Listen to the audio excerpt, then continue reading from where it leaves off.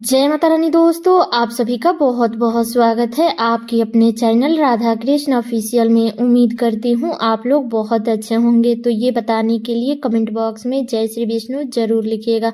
तो चलिए दोस्तों, आज हम इस वीडियो में पुत्रदा एकादशी व्रत की कथा सुनेंगे। तो आप लोग कथा पूरा जरूर सुनिएगा और कथा सुनने के बाद वीडियो को लाइक और चैनल को सब्सक्राइब जरूर कर दीजिएगा।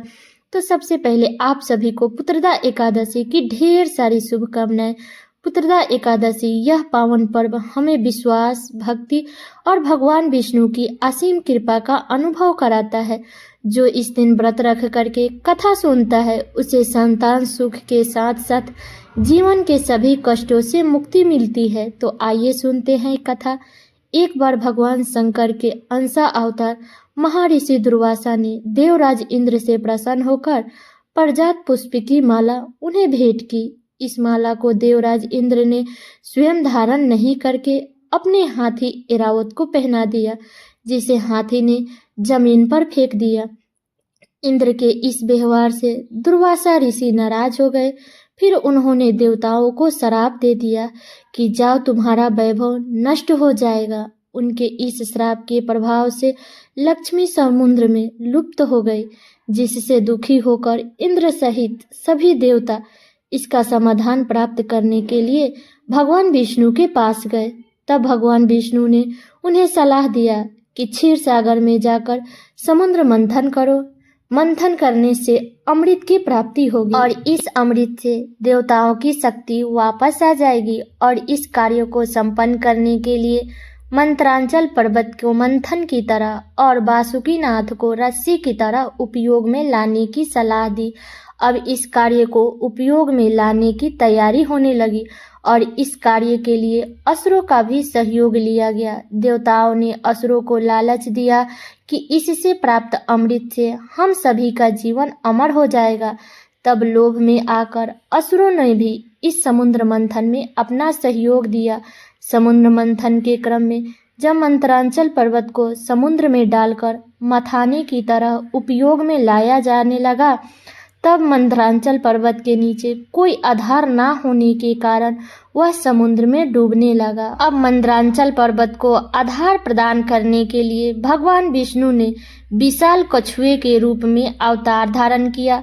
पूर्ण रूप से धारण करके भगवान विष्णु ने मंत्रांचल के नीचे स्थित हो गए। फिर समुद्र मंथन हुआ और इस समुद्र मंथन से श्री लक्ष्मी जी और अमृत सहित 14 अन्य रत्नों की प्राप्ति हुई, जिससे देवताओं का वैभव पहले की तरह स्थापित हो गया। तब भगवान विष्णु द्वारा कछुआ अवतार धारण करने के उपलक्ष्य में ही लोक में एकादशी की उपवास की परंपरा प्रचलित हुई। और ऐसा भी कहा जाता है कि जिस समय भगवान विष्णु ने कछुए का रूप धारण किया था और उनकी पीठ पर मंदरांचल पर्वत मथाने की तरह घूम रहा था, तो उस समय मंदरांचल की चट्टानों की नोक से पीठ के खुजाए जाने के कारण भगवान को अच्छा लगने लगा। इससे उन्हें नींद आने लगी और उनकी श्वास की गति भी बढ़ गई। उसी श्वास की वायु से जल में तरंगे उत्पन्न होने लगी। इसी के कारण ज्वार भाटों की उत्पत्ति हुई। ये थी भगवान विष्णु की कच्छप अवतार की कहानी। अब चलिए सुनते हैं पुत्रदा एकादशी की कथा।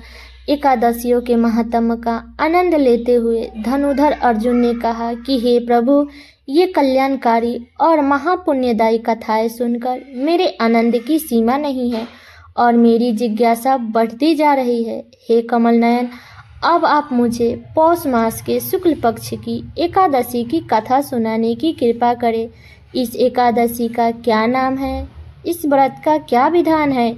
इसमें किस देवता का पूजन किया जाता है और इसका व्रत करने से किस फल की प्राप्ति होती है? तब श्री कृष्ण बोले कि पौष मास के शुक्ल पक्ष में आने वाली एकादशी को पौष पुत्रदा एकादशी कहा जाता है। इस एकादशी के व्रत में भगवान नारायण की विधि पूर्वक पूजा की जाती है। इस व्रत को करने से चर अचर संसार में पुत्रदा एकादशी व्रत के समान दूसरा कोई व्रत नहीं है। इसके पुण्य से मनुष्य तपस्वी, विद्वान और लक्ष्मीमान होता है। फिर श्री कृष्ण ने कहा कि हे धनुधर, पौष मास के शुक्ल पक्ष की पुत्रदा एकादशी की कथा के श्रवण मात्र से ही अनंत यज्ञ का फल प्राप्त होता है। अब मैं आपको कथा सुनाता हूँ, आप ध्यान पूर्वक सुनो। द्वापर युग के आरंभ में ही महिष्मती नाम की एक नगरी थी। उस नगरी में महाजीत नाम का एक राजा राज्य करता था और वह पुत्रहीन था, इसलिए वह सदा दुखी रहता था। उसे वह राज्य, सुख और वैभव सभी बड़ा ही कष्टदायक प्रतीत होता था, क्योंकि पुत्र के बिना मनुष्य को लोक और परलोक दोनों जगह सुख नहीं मिलता है। राजा ने पुत्र प्राप्ति का बहुत उपाय किए, किंतु उसका हर उपाय निष्फल रहा।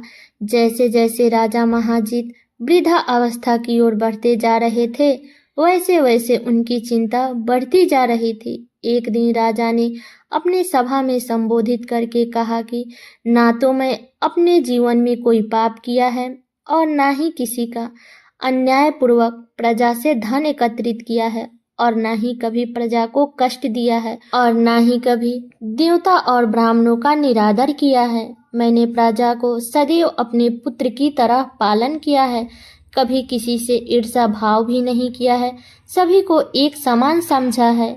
मेरे राज्य में कोई ऐसा कानून भी नहीं है जो प्रजा को अनावश्यक डर उत्पन्न करे।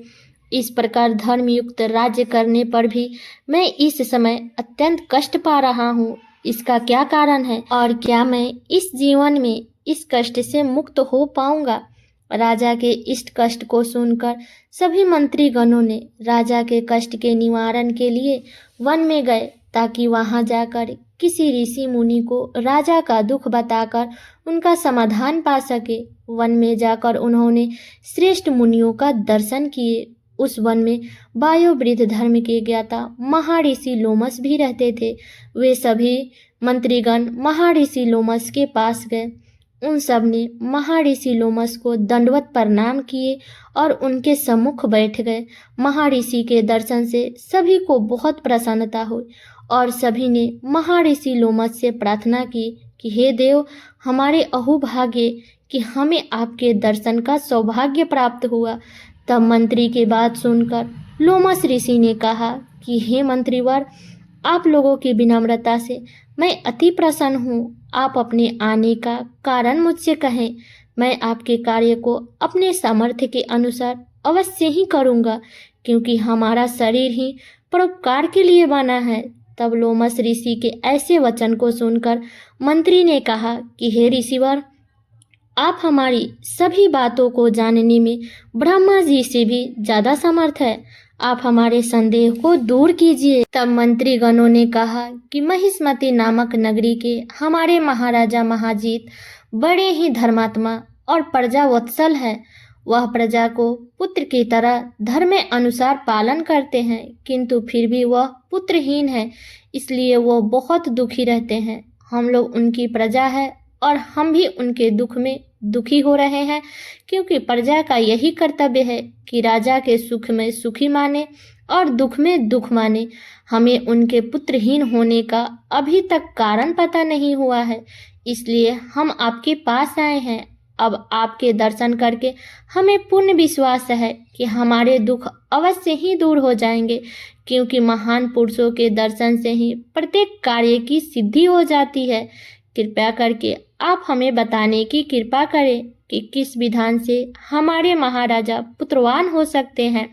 हे ऋषिवर, यह आपका हम पर और हमारे प्रजा पर बड़ा ही उपकार होगा। ऐसी प्रार्थना सुनकर लोमस ऋषि ने नेत्र बंद करके राजा के पूर्व जन्मों पर विचार करने लगे। कुछ पलों बाद ऋषि ने अपने नेत्र खोला और विचार करके कहा कि हे मंत्रीगणों, यह राजा पिछले जन्म में अत्यंत ही उदंड था तथा बुरे कर्म किया करता था। उस जन्म में यह एक गांव से दूसरे गांव में घूमा करता था। एक बार ज्येष्ठ मास के शुक्ल पक्ष की एकादशी के दिन की बात है। यह 2 दिन से भूखा था। दोपहर के समय एक जलाशय पर जल पीने गया। उस स्थान पर उस समय एक गाय जल पी रही थी। तब राजा ने उसे प्यासा ही भगा दिया और स्वयं जल पीने लगा। हे मंत्रीगण, इसीलिए राजा को यह कष्ट भोगने पड़ रहे हैं। एकादशी के दिन भूखा रहने का फल यह हुआ कि इस जन्म में यह राजा है और प्यासी गाय को जलाशय से भगाने के कारण पुत्रहीन है।